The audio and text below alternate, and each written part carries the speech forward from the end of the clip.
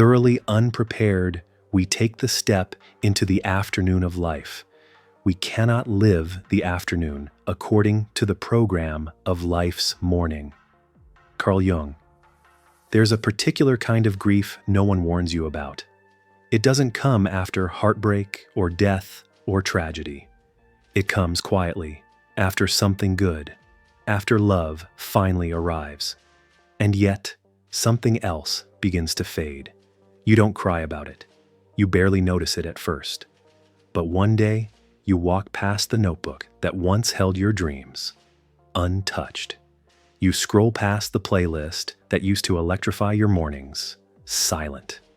The paintbrush is dry, the video game untouched, the gym bag still packed, and you think, weird. I used to love this. You tell yourself it's just a phase. Maybe you're just busy, but deep down, something doesn't feel right. You try to sit down and write, or sketch, or tinker, but the fire is gone.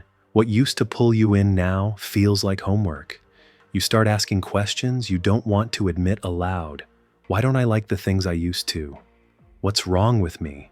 Am I disappearing? It feels like part of your identity is evaporating, not dramatically, but subtly. Like steam from a mug you forgot you poured. Carl Jung saw this as a sign not of decay, but of emergence. Because when you finally meet a love that feels safe, when you're no longer performing for affection or chasing worth through doing, something inside you exhales. And in that exhale, all the scaffolding that once held you up starts to fall. You thought your hobbies were just hobbies. But what if they were lifeboats? What if they were masks? And now, for the first time, your soul doesn't need them. But that leaves a terrifying question echoing in the silence. If I'm not the things I used to love, then who am I now? Stay with me. Because this emptiness you're feeling, this strange lack of spark, isn't the end. It's the threshold. And what you're about to uncover might change everything. The greatest burden a child must bear is the unlived life of the parent. Carl Jung. There's something you should know. You didn't choose most of your passions. Not really. Many of them were chosen for you. Not through words, but through glances, reactions, invisible expectations. You learned that when you drew something and your parent lit up, you were the artist. When you solved a puzzle fast, you were the smart one.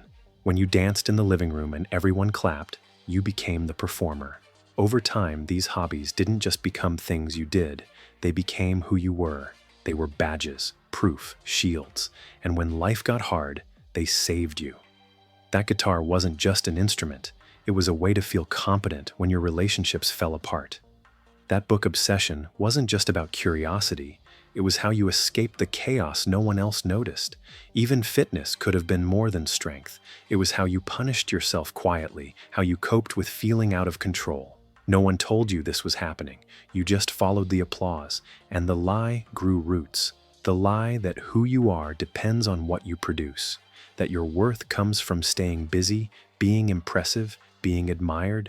This is why love feels so destabilizing, because real love, the kind that sees you even when you do nothing, begins to erode the very identity you built to survive. Suddenly, no one is clapping, and part of you panics. Who am I without the performance? Even artists like Jim Carrey, at the height of his fame, spoke of a strange emptiness. He said, "I wish everyone could get rich and famous and have everything they ever dreamed of, so they can see that it's not the answer." What happens when you reach the finish line and realize you were chasing the wrong prize? What happens when the painting no longer heals you? When the marathon doesn't silence the ache? When the applause is deafening, but you feel more alone than ever? Here's the truth. Your old passions were never lies, but they were fueled by one. The lie that said you are only lovable when you perform. And now that love is here, real love, that old survival mechanism is crumbling, but letting go of the mask feels like letting go of yourself. This is the fracture point, not the fall, not the failure. but the moment where the ego's old contract begins to tear, and that sound you hear, the silence in your soul, is the space left behind when performance is no longer required. Until you make the unconscious conscious, it will direct your life, and you will call it fate. Carl Jung. You didn't become this way by accident. The loss of interest you feel now, the spark that vanished, it didn't appear overnight. It was built into you over time, like a hidden program silently running in the background. Let's go back. Maybe you were the quiet kid in a loud house, so you buried yourself in drawing. Not for art's sake, but because pencils didn't interrupt you. Maybe you were the achiever, praised for your A's, but never asked how you felt. So you learned that performance earns love, but presence doesn't. Maybe you were the peacemaker, keeping everyone calm by being entertaining. So your hobbies became tools for regulation, not expression. It looked like passion, but underneath, adaptation. Modern neuroscience tells us what Jung intuited a century ago. We shape our behaviors to fit the nervous system of the home we were raised in. If love felt conditional, you learned to earn it. If emotion felt dangerous, you learned to redirect it. If identity felt unsafe, you performed one instead. Even fame doesn't escape this trap. Look at Robin Williams, a genius performer. But what most don't know is that he grew up in emotional isolation, often alone in his room, turning to characters and impressions as a way to feel connection. His humor wasn't just talent, it was armor.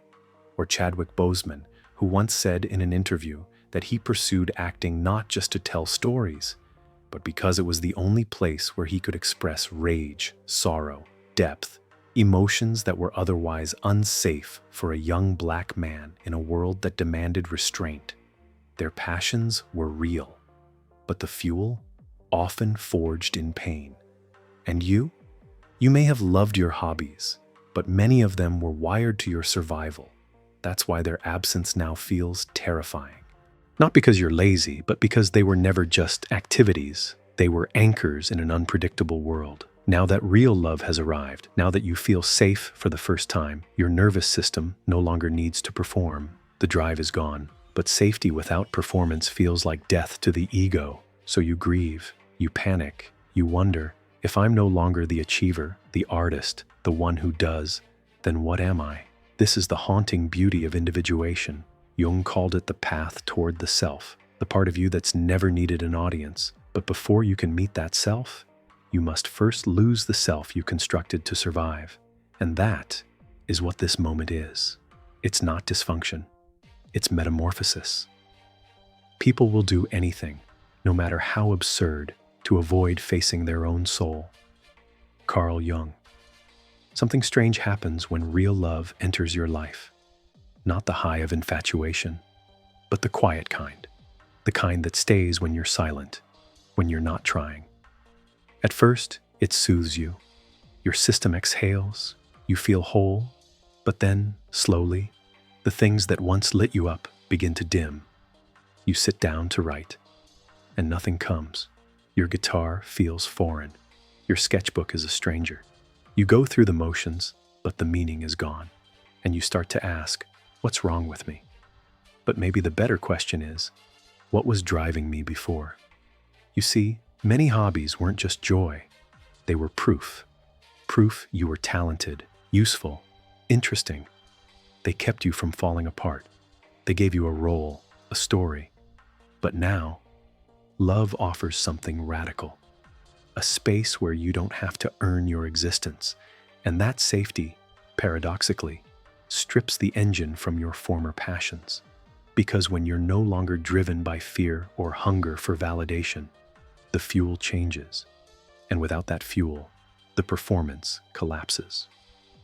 Look at Simone Biles, who walked away from Olympic routines when love for herself finally outweighed the need to prove anything. Or Heath Ledger, who spoke of losing interest in acting as he immersed himself in fatherhood, not from apathy, but from inner shift. They didn't burn out, they outgrew the role. And maybe, so did you.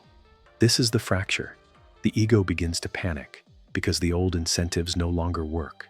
You're no longer creating from survival. but you haven't yet found the voice of the self, so you float, half born, half buried. This isn't failure, it's the in-between. And before something real can emerge, everything performative must fall. The privilege of a lifetime is to become who you truly are. Carl Jung. This is the quiet season, the space after the fire, where the smoke has cleared, but the ground still feels too warm to stand on.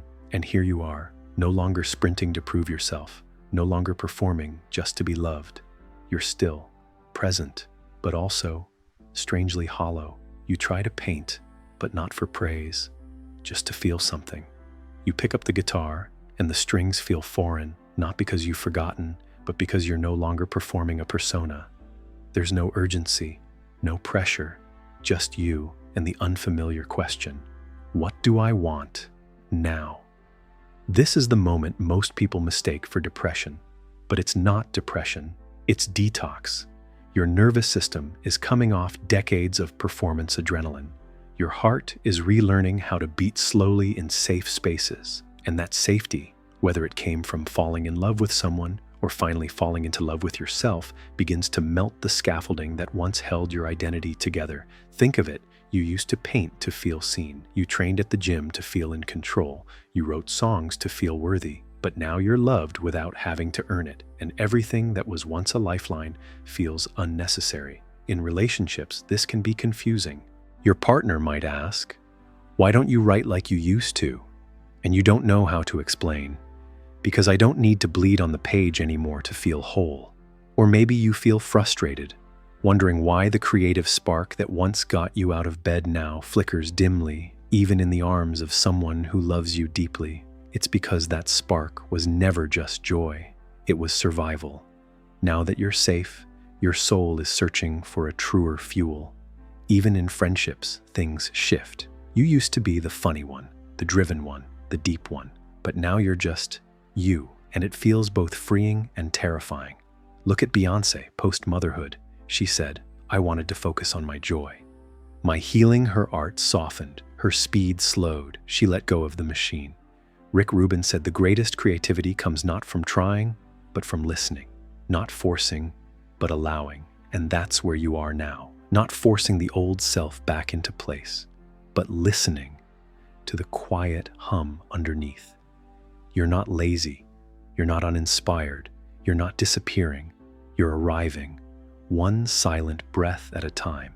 And maybe for the first time, your passions don't need to perform. They're learning how to be born from presence, not pressure. Your vision will become clear only when you can look into your own heart. Who looks outside dreams. Who looks inside awakens. Carl Jung. So what now?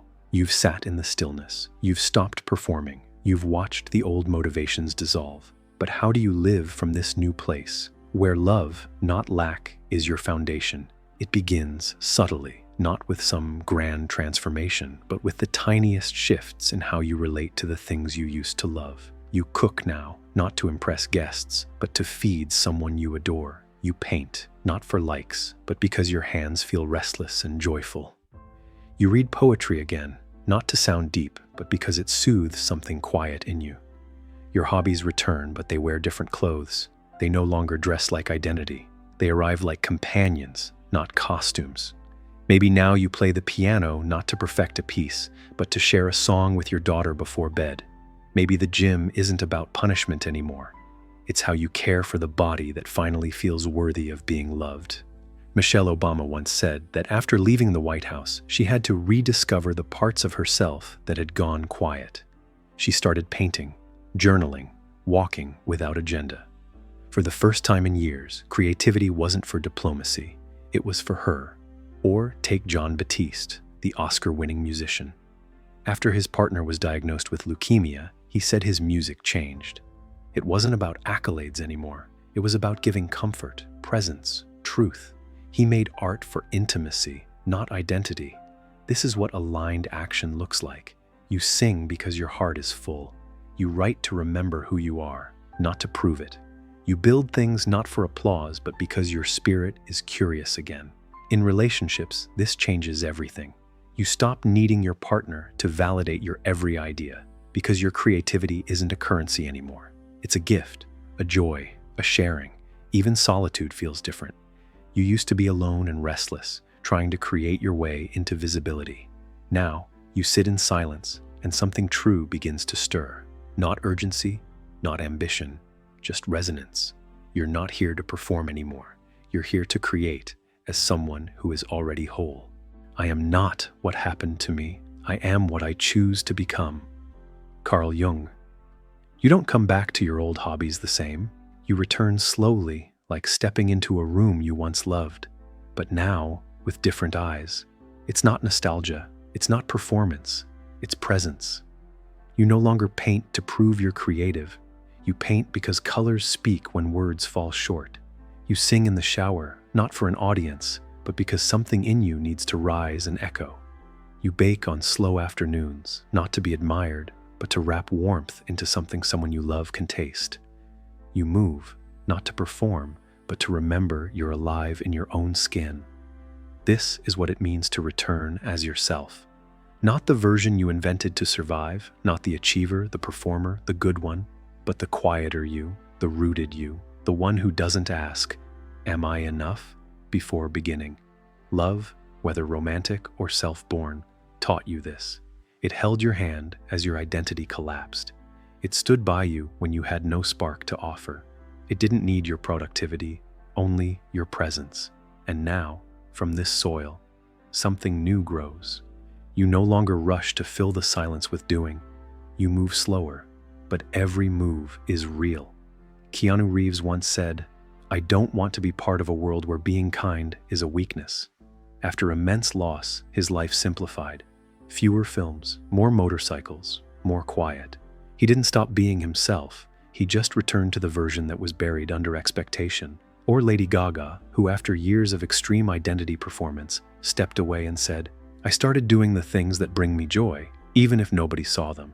This is the power of the return. You may never paint like you did before, or write like you did in Heartbreak, but now it's honest. Now it's yours. You sit with your partner and show them something you made, not for approval, but for sharing. You create not for currency, but as conversation. You live not to be seen, but to be here. Even boredom feels different. It used to feel like failure.